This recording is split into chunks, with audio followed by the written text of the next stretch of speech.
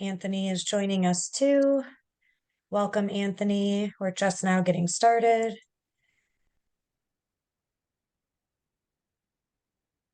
Okay. Okay, so I actually have a lot of slides to share today, so I'm gonna maybe as usual just kind of run through them rather quickly. Feel free to stop me if you have a question, or you can save your question for the end of the meeting. So here we go. So we're going to be talking about proposals and using persuasion in writing. This is our last major assignment for the semester. So really everything that we've learned about writing over the course of the whole spring semester kind of comes into play and should be incorporated into your proposal. So what is the purpose of a proposal? The little meme says, do we have a problem here? And that really gets at the heart of it. Usually a proposal is identifying an issue or a problem, although it doesn't have to be a problem. It could just be a gap or a need or a lack of efficiency in terms of a process. I know someone in class is doing like a communication issue within their workplace. So the range of topics that you can pick from is really broad. Basically, you're just looking for something that either needs improvement or needs to start happening that hasn't been happening before. And of course, on the other side of your proposal, as you'll see, I kind of break it down into a front end and a back end. On the other side, you're going to address whichever issue you might have identified, and you might be pitching a new idea, suggesting a change, or any variety of things. Whatever your idea is the solution to whatever it is you've identified. So that's it kind of in a nutshell, and we'll break it down a little bit further. Overview of the assignment. So you're going to be choosing a topic for your proposal that addresses a real problem, either at work or at school, or it could be like in the community. For example, I had someone who lived in a community with a bike path, but there was very inadequate lighting along that path, and she felt, really unsafe being able to use that bike path in the evenings, which is the only time that she could use it. So she was writing to her town council with the problem that the lighting was unsafe and suggesting ways to implement better lighting. So that's just an example of something that you might identify like within your community. Workplace problems are pretty, I don't feel I need to give examples of those. If you have a workplace problem, then it's pretty easy to identify. And there's lots of problems at PNW, just like any school. So you really have a broad range from which to choose from, but your topic has to be real. So you're not just making up something you want to write about, you're actually identifying a problem. Um, I think if you're struggling with your topic, you can think about something that really irritates you. And whatever that is, as long as it somehow ties into work, school, or the community, that can be the topic for your proposal. So, like, what really gets you, up in arms and irritated? Think of a couple things and then figure out which one works best. You are going to be writing to a real person. So you're not writing to like a general audience of people that this affects. You're writing to the person who could say, yeah, this is a good proposal. I approve that. Let's move forward. So again, first name, last name, real person at a real place who could actually make a difference by approving your proposal. That's your audience or your reader.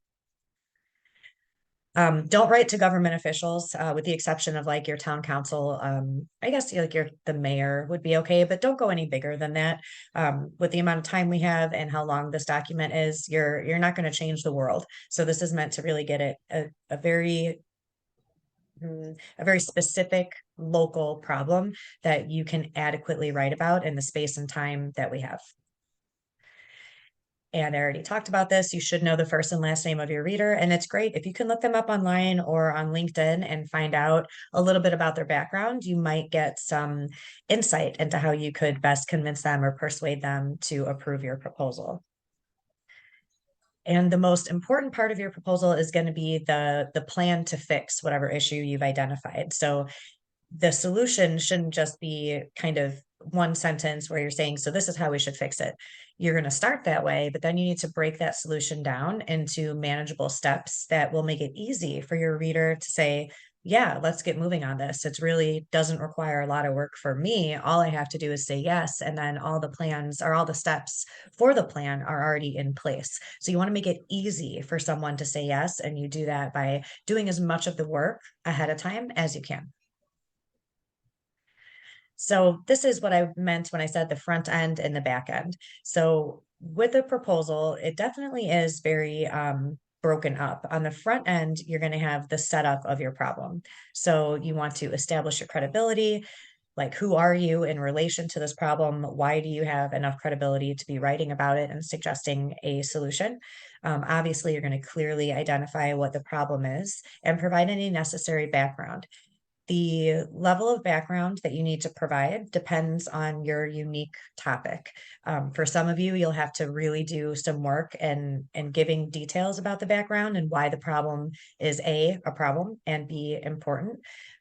For others, your topic and the reader are already intimately familiar with what you're talking about, so you don't need to spend as much time talking about background. So again, that's just unique to your situation. So 2 to 3 paragraphs is an estimate. It might be a little bit shorter, it might be significantly longer. Kind of already went over this. What is your connection to the problem? Clearly stating the problem in one sentence in the first paragraph. So we're using a very direct approach here. We want them to know why we are writing and what problem we're addressing very early. And then the second part of this setup is the details of the problem. And those include who the problem affects, how it affects them, and why your reader should care. So for some of you, your topic will be something that's affecting like a smaller or a group of people that's over here, but your readers several steps up the ladder over here. So if it's not affecting their day to day, why should they care? You might have to point that out in order to get their interest and to get them to actually approve the proposal. This is just hypothetical, by the way, meaning that I don't require you to actually deliver this proposal to your reader, but we're going to pretend like that's the goal. So when you're describing the problem, make sure that you're giving detailed, concrete examples so that the reader can more clearly envision what the problem is. And this is where you're going to use research and sources to support your ideas as well. You can use research in the back end, but in the front end, you can incorporate it when you're explaining the problem and what effects the problem either already has or might lead to down the road. Okay, so on the back end, this is where we bring forth our solution. So on the front end, we've explained thoroughly what's going on, why it's a problem. We've really proven it's a problem. On the back end, we're solving it. So we're going to present the idea or solution, define it, describe it in detail, outline the costs. Every solution has a cost. It could be actual money, it could be time, it could be cost in terms of personnel, like you're hiring more or you're letting some go, you're shifting schedules, but there's always a cost. So you want to make sure that you are bringing that front and center. You're not trying to hide any involved costs. You can do some research for that. And then you want to outline what the benefits will be. So, a cost benefit analysis, like, yes, we might end up having to spend X amount of extra dollars this fiscal year. However, within 24 months from now, we're not only going to recuperate what we spent, but we're going to triple it. So, something like that. And of course, you can suggest the benefits. You don't have to, you can't guarantee that something's going to triple or something's going to reduce, but you can strongly suggest that by going along with your idea, these positive things will happen. So don't feel like it has to be written in stone, your final outcome. It's just the idea that it probably will if your steps are followed. And then do some legwork. That's what I was talking about in terms of doing the work and making it easy for your reader to say yes. We call that legwork. Predict the results, kind of going along with outlining the benefits. And then you want to have a strong, persuasive closing. So don't forget, like your ending paragraph or ending 2 paragraphs, where you're really turning up the heat in terms of being persuasive and that final call to action to get the person to hit the green light. A couple of special considerations, and then we're going to talk about 10 persuasive techniques that you can incorporate into this assignment and really any assignment. Because almost any time you write something in the real world, you're asking for something to happen. Sometimes we have purely informational documents, but most of the time there's what I would call like the ask or a call to action. And so when that happens, you might encounter some resistance from your reader. And that could be because they don't care, because it doesn't affect them. It could be because they're too busy with other things. It could be because the cost is too expensive. There's lots of reasons why someone might not be that interested in what you're trying to say. So you want to consider, once you know who your reader is, what is their general attitude, right? And that's kind of the question that we talked about on the planning log, which if you haven't figured it out, asking you to do the planning log all semester was a way to get you to think rhetorically about everything that you're writing. So thinking about your reader's attitude and how they feel is just part of thinking of your rhetorical situation. Understand why they might hesitate to consider it, and then think about which of the main rhetorical appeals, remember logos, pathos, and ethos, think about which of those is going to work best in your situation. And then you can also turn to the experts, and this helps with the research too. Look for similar businesses that have had similar problems or similar campuses or communities, depending on your topic. How did they address the issue? Because you can draw from what other people have done and adapt it to your specific situation. Um, Guys, it's spring break and my babysitter is on vacation, so I have a baby who is climbing into the chair. I apologize. So we will back up. This is Ruby. She's gonna join the meeting. Nope, you can't press the B right now. Okay. Okay. No, my turn. It's not your turn. It's my turn. Can you be patient and wait? No. Then can you go watch your show? Okay, we're gonna try. You can definitely look for like big name companies or big name universities, kind of just going along with the first bullet point to see who else has dealt with this problem, how have they dealt with it. And you can look too to see if they tried to deal with it and it was unsuccessful. So, gosh, guys, I'm sorry. Hey, would you like a sucker? Okay. Okay, I'm gonna get Ruby a sucker. Please hold on just a moment. I'll be right there. Let's get sucker. Big sucker. Okay, back up.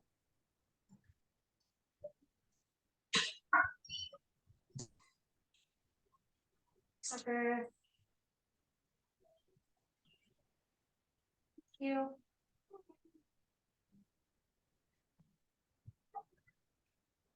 Suckers are the cure to all toddler problems. Okay, so we'll go ahead, move on to the next slide. I apologize again, guys.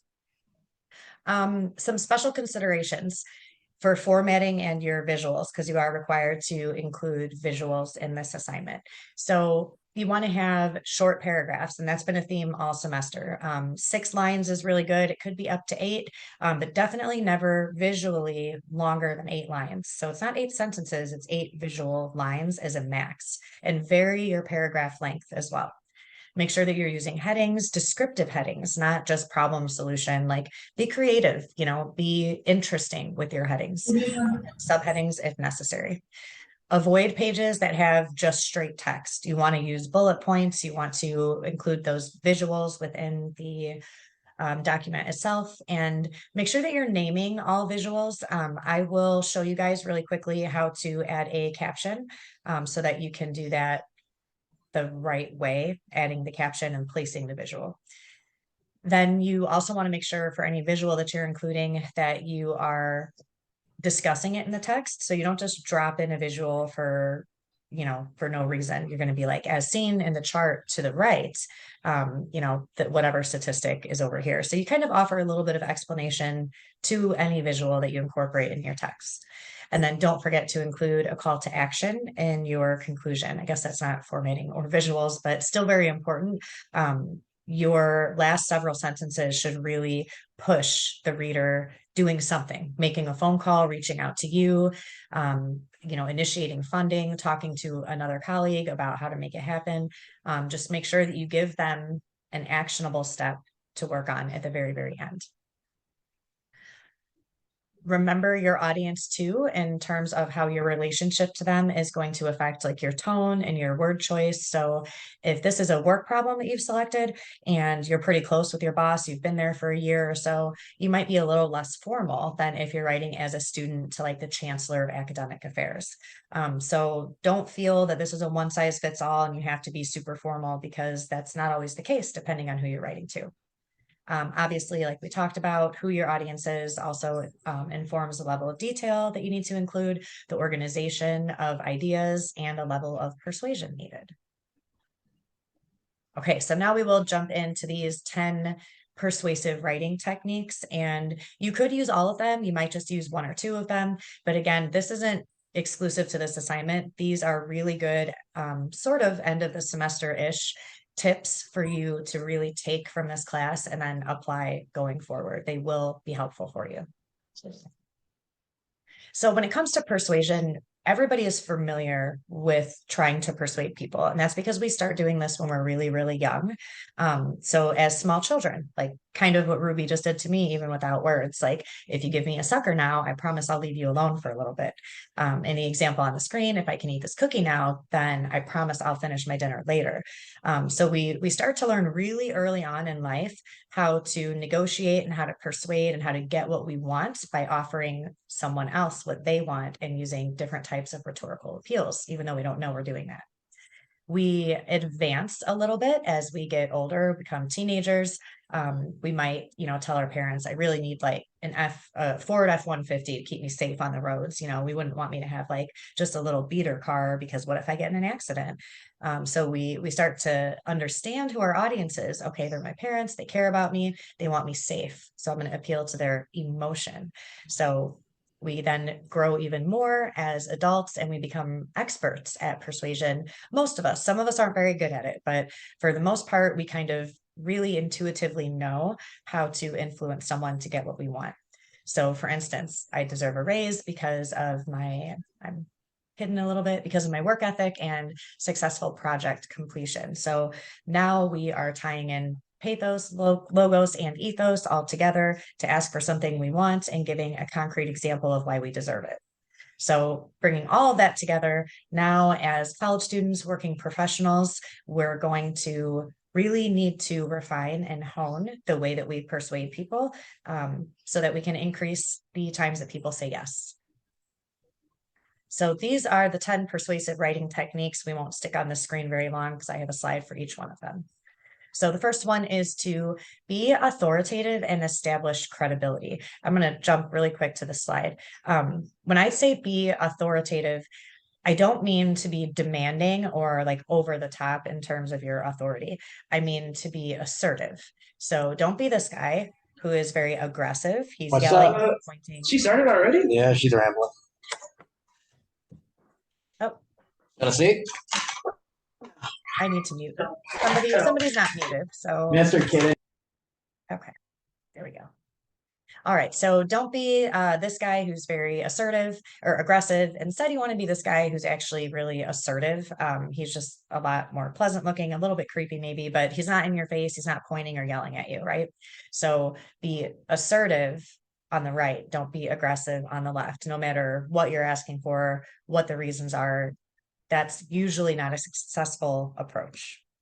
Okay, so running back really quick about being authoritative and establishing credibility, the way that you do that, besides your tone, is by including your qualifications, connections to the actual topic, and then incorporating research, which of course builds your credibility, and providing the appropriate amount of background information.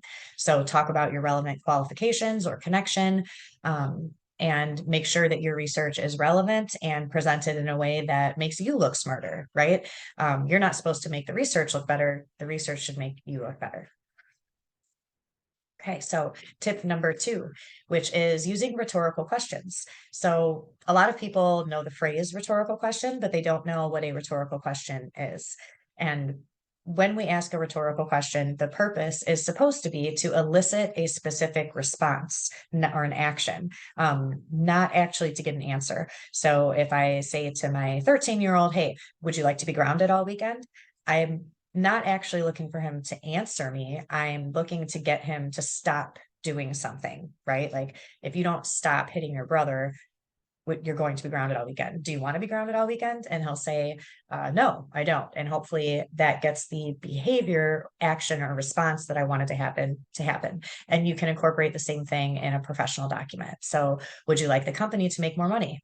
Like, obviously the answer is going to be yes. You're not looking for a yes. You're looking to get them thinking about, yeah, tell me how I can make that happen. So you're getting that response. And you can do this like Sunshine and rainbows, like the first two questions, getting them to think about something that they want, or you can do, gloom and doom, like the last two questions. How would you feel if we had to let 10 people go next week or next month? Or how would you feel if customers started, well, it says positive, but let's say negative reviews? So you can encourage your audience to think positively or negatively, depending on the direction that you're heading. Number 3, use repetition. And I don't mean literally, don't repeat the same ideas, but you are going to repeat the same like phrases, or I said that wrong. I don't mean to literally repeat like words over and over and over, but this theme that you can create by using similar words and ideas can work really, really well. So this is just an example of something a student actually wrote in like a freshman English 104 class. I would ask students to tell me what grade they thought they deserved. And this person wrote, I deserve an A on this assignment because of the hard work I've done. Over the past 2 weeks, I've spent countless hours researching and brainstorming. Even though I was initially confused, I reviewed the instructions and asked questions until I was on the right track. I believe my efforts have earned me an A. So if you look at everything that's underlined, those are the things that create a theme, right? Deserve, hard work, countless hours, reviewing instructions, asking questions, putting forth effort. And then finally, all that comes together to show that I've earned the A. So you want to really think in terms of your word choices, what kind of mood you're creating and what kind of theme is defining the piece of writing. And this goes along with that, or number 4 goes along with number 3. So you want to be consistent. And that is in terms of your tone, your organization, in terms of how you're presenting information with headings and subheadings, and then your theme. So number 5 is make sure that you're offering reasons when you ask your reader to do something, that call to action, because you're going to, even though the call to action is explicitly stated at the end of your proposal, you want to be hinting at and leading up to what you want your reader to do all along and explaining why. So always explain yourself, then you have a better chance of your idea moving forward. So number 6 is use comparisons. Comparisons can come in a lot of different forms. The obvious ones are metaphors, similes, and analogies. And the reason that you would want to use this is if you have a reader who maybe isn't entirely familiar with what you're trying to explain. So we use comparisons to make a concept, an unfamiliar concept, more familiar because it's familiar with something that we already understand. So in the written example, I have happy employees are like kids on Halloween because they're motivated to work hard for their rewards. So that's kind of trying to help someone understand that if employees are happy, they don't care if it's cold outside, if it's raining outside, they're going to go out and pound the streets and do the work to get the reward because they're happy.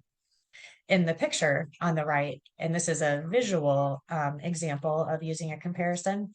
I think of this like if I think of it like the guy on the tightrope walking over the shark infested waters. He's like the individual new coffee shop that is trying to open up in town, and all of the shark fins in the water, those are the big chains. It's Starbucks, it's Dunkin' Donuts, and the individual entrepreneur has got to really walk a very tight line in order to make sure that he doesn't get eaten up by the bigger chains, right? So you can actually use a visual like this if you feel that it will support or enhance your proposal.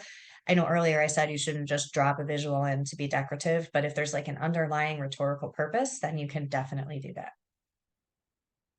Number 7 is kind of my favorite because it really goes along with the breakdown of the front end, back end idea. So the idea is that we have a visitor again. The idea is that hey, you have to be quiet. The idea is that on the front end of the proposal, you're going to be agitating. So you're going to be irritating the reader by pointing out what this problem is, why it's such a big problem, and you kind of get them worked up about it so that they are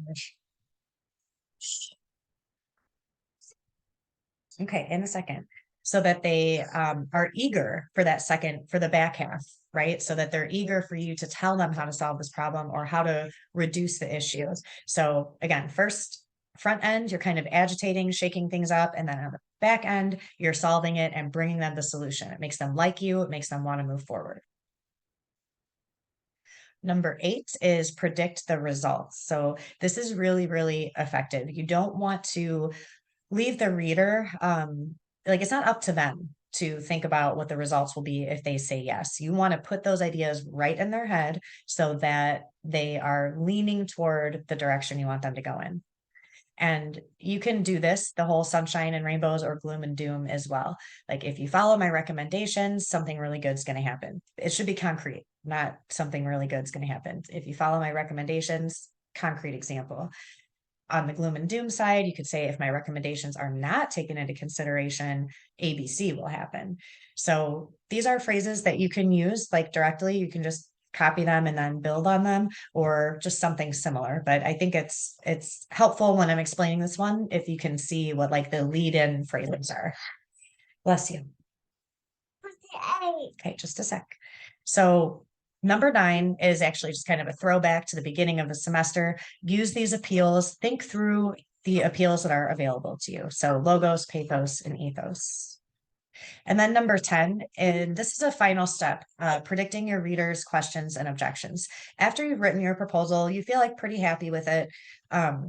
You want to give yourself a little bit of space, ideally a day or two. I know some of us tend to procrastinate, so we don't have a day or two.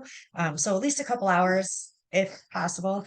And then you want to read through your work like you are the reader, but also like your reader completely does not like you or the idea. So even if they do and you think this is going to be, an easy sell, think about it from the perspective of a totally resistant reader who does not like the ideas and maybe even doesn't like you. So they're going to try to pick holes in everything that you've written.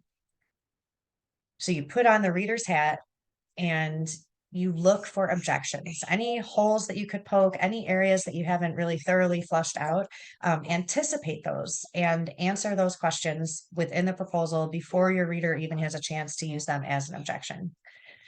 So when you're doing this exercise and reading from your reader's perspective, these are 3 like beginning thoughts that you might push into your head to help you think through it. Like, well, but what if this happens? Or I'm not really sure about that particular suggestion.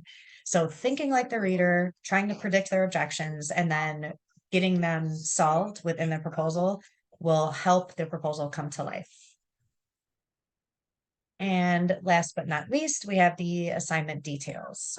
So the topic approval is due at the end of, the end of this week, April the 2nd. If you have questions before you turn that in, you can just email me. And my meeting's going to end in 10 minutes. Okay. The final assignment is due on April 23rd. So you have a pretty long stretch to work on this. I definitely suggest, working on it in stages. You can push the A in 1 second. Okay. Breaking it down into like, getting the topic approval done and then working on the outline itself. The outline I don't think is a required part. I think I removed that. Hey, I'm almost done. Be quiet for 2 minutes. Thank you. I'm sorry, guys. So breaking it down, doing your topic approval, and then an outline just for you, where you're kind of organizing things and putting things in the order that you want them, making sure that you have all those holes plugged in, and then you can build your draft from the outline. And of course, if you want to turn in the optional draft, that is due the Thursday before the assignment is due. And then the last week of class is actually what I call redemption week. And that means that you can go back to any assignment from the entire course and fix it. So take the feedback that I gave you, whatever else you might have learned. Maybe you really rushed through something and didn't do your best work. So you can redo any assignment and submit it during redemption week for an entirely new grade. You can also choose to just take a week extension on this proposal assignment. If that is more convenient for you, or you did well all semester, you don't have anything to redo, that's fine with me too. Okay, and that wraps us up. So I'm gonna shop the screen share. Okay, do you guys have any lingering questions about this assignment or anything else? And if not, you can feel free to sign out. I apologize for the extra guest again today.